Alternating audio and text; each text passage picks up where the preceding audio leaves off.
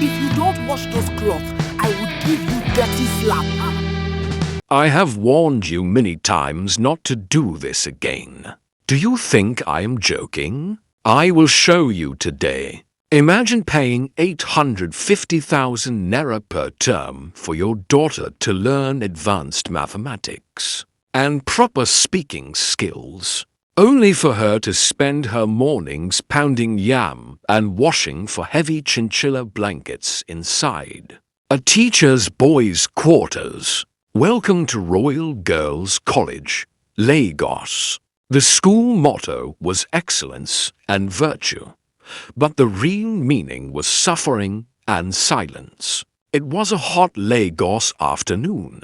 In SS2, ceiling fans turned slowly while students tried to solve quadratic equations. Sweat ran down their faces as chalk scraped the board. But 5 desks were empty. The girls were not sick.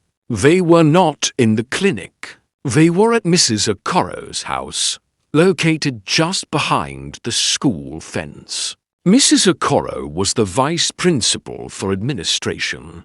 On paper, that sounded important. In reality, it meant very little. Her true power came from one scary fact. She was the younger sister-in-law of the school owner, Chief Badmos. That single connection made her untouchable. She walked through the school like she owned it. She wore expensive wrappers that cost more than a teacher's monthly salary. Her voice sounded calm and sweet, but it carried fear. "Look at me when I'm talking to you," she shouted from her chair in the living room, her eyes glued to Africa magic. "I said wash those vegetables properly. If I see one grain of dirt, you will regret it today." 2 SS2 girls were kneeling beside her, massaging her swollen feet as she spoke. This was normal. Every single day, Mrs. Okoro picked new girls. She did not choose poor students. She chose the pretty ones, the smart ones, the ones with confidence she wanted to crush. The punishment was not only physical. It destroyed the mind. She turned students into free housemaids. "You think because your father drives a G-Wagon you are special," she would laugh as a girl washed her husband's heavy jeans. "All this grammar you are speaking is useless. A woman is nothing if she cannot cook and clean. I am teaching you how to be a wife, not a useless slay queen." The girls carried heavy jerry cans of water whenever her pump spoiled. It was never spoiled. She just did not want to buy diesel. They carried her crying children on their backs while trying to read chemistry notes. They fried hundreds of puff-puff for her catering business. And still, every morning, they were expected to smile in class. Of course, the students complained. One day, Chidima's mother, a strong lawyer from Lekki, stormed into the school. She was angry. She wanted to know why her daughter's hands were covered with blisters. Mrs. Okoro was ready. She dragged Chidima into the office and began to cry. "Barrister, I didn't want to say anything," she said softly. "I was only trying to protect her." She wiped fake tears from her eyes. "We caught Chidima jumping the fence to meet a vulcanizer boy. She was washing his clothes." "What?" the mother shouted, turning on her daughter. "It's a lie, Mommy," Chidima cried. "I was at her house." Mrs. Okoro sighed and brought out a report card filled with red ink. "Look at her grades. F9 everywhere. She is distracted. I punish her only to make her humble." The parent believed her. Chidima was slapped by her own mother. Mrs. Okoro walked free again. Then came second term, and with it came someone different. Her name was Anita. Anita was the only child of a divorced oil tycoon. Money followed her everywhere, but discipline never did. In just 2 years, she had been expelled from 3 different schools. Her skirt was always shorter than school rules allowed. She chewed gum during morning assembly, and when adults spoke to her, her eyes never dropped to the ground. She was bold, she was fearless, and she did not care who noticed. From the moment Anita arrived at Royal Girls' College, trouble was waiting. The clash came fast. It happened on a Tuesday morning. Mrs. Okoro stormed into the SS2 arts classroom, her wrapper tied tight and her face hard. "You," she said sharply, "the new girl." Anita. Stand up. The room went quiet. "Follow me to my house." My youngest child vomited on the rug. Students held their breath. Anita did not stand. Instead, she leaned back in her chair, slowly popped her gum, and looked Mrs. Okoro up and down. "Ma," she said calmly, "is rug cleaning part of the WAEC syllabus?" Some girls gasped. "Is it under home economics?" Anita added. The classroom froze. Even the wall lizards seemed to stop moving. Mrs. Okoro's face shook with anger. "You are rude," she whispered. "You will suffer in this school." Anita tilted her head. "I'm already suffering just looking at your wig, Ma." That was the day war started. Mrs. Okoro tried everything. She made Anita kneel on sharp stones under the hot sun. Anita fainted. Fainted so well that the school nurse had to rush out. Mrs. Okoro gave her 0 marks in tests. Anita laughed and showed her father. He shrugged. "As long as you're not pregnant," he said. But Anita was not foolish. She noticed the quiet girls. Girls like Tulu. Tulu barely spoke anymore. She missed so many lessons doing housework that teachers warned she would repeat the year. One night in the dormitory, Anita sat beside her. "We need to stop her," Anita whispered. Tulu shook with fear. "You can't," she said. "She owns this school." Anita smiled slightly. "She thinks she owns the school." Slowly, Anita formed her group. They were not bad girls. They were just tired girls. Girls who were done being used. Anita smuggled in a smartphone, even though phones were strictly forbidden. For 3 weeks, she changed her plan. She pretended to break. She followed Mrs. Okoro quietly. She went to her house. She washed plates. She scrubbed floors. Mrs. Okoro was pleased.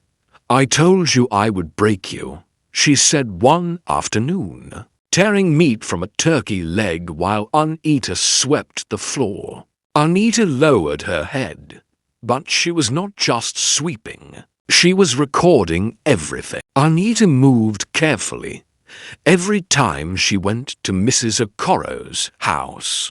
Her phone was hidden in her uniform. She cleaned, smiled, and stayed quiet, while her phone captured everything. She recorded Mrs. Okoro shouting at students. She recorded slaps, insults, and threats. One afternoon, she recorded Mrs. Okoro loading bags of rice into the back of her personal car. These were rice meant for the boarding students' kitchen. "Move fast," Mrs. Okoro said, "before anyone sees you." Anita's hands shook, but she kept recording. The real treasure came a few days later. Anita was dusting the shelf when Mrs. Okoro's phone rang. She answered loudly, not caring who was around. My brother-in-law is a fool. Mrs. Okoro laughed into the phone. He thinks the school is losing money. She leaned back on the sofa. I have diverted 3 million naira this term alone to our building project in the village. Let the students eat gari. They will not die. Anita felt her heart race. She had it. That night, she gathered the girls in the dormitory, Tulu, Bissy, AMINA. Girls who had cried in silence. This ends on Founders Day, Anita whispered. Founders Day arrived quickly. The school hall was full. Parents sat shoulder to shoulder, fanning themselves. The air was thick and hot. Chief Badmo sat proudly at the high table, smiling. Teachers wore their best clothes. Mrs. Okoro stood at the podium, holding the microphone with confidence. We raise children of discipline, she said loudly. Children who fear God and respect authority. Anita was not in the hall. She was in the projection room at the back. The IT teacher had been distracted by the girls. No one noticed Anita slip inside. Her hands trembled as she connected the cable to her phone. She took a deep breath. Now, she whispered. The projector screen behind Mrs. Okoro flickered. The PowerPoint slides disappeared. A video began to play. Mrs. Okoro's voice filled the hall. My brother-in-law is a fool. The hall went silent. Parents stopped fanning themselves. Chief Badmos froze. The video continued. Mrs. Okoro shouting. Mrs. Okoro slapping students. Girls washing her clothes. Girls crying. Gasps filled the room. Mrs. Okoro turned slowly to look at the screen. Her face drained of color. The microphone slipped from her hand and hit the floor with a loud noise. Chief Badmos stood up. His face was dark with anger. Parents jumped to their feet, shouting, "This is abuse. You used our children." Security rushed forward. Mrs. Okoro tried to speak, but no words came out. The truth was already screaming. The hall exploded with noise.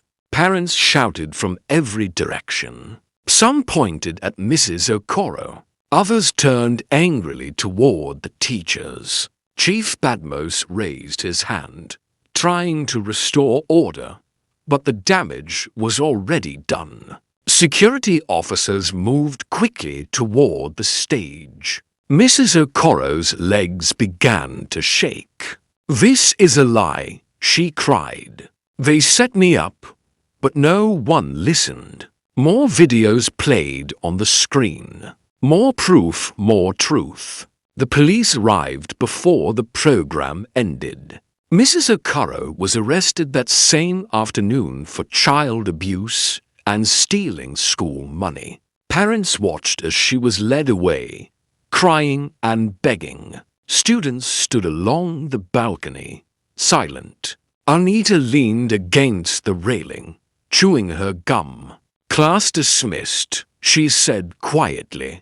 By evening, the video had spread everywhere. It was shared through AirDrop, WhatsApp, and social media. By night, it was already trending across Lagos. The school tried to control the damage. The next week, Anita was called into the office. She was expelled for hacking school equipment and bringing a phone into the school. Anita did not argue.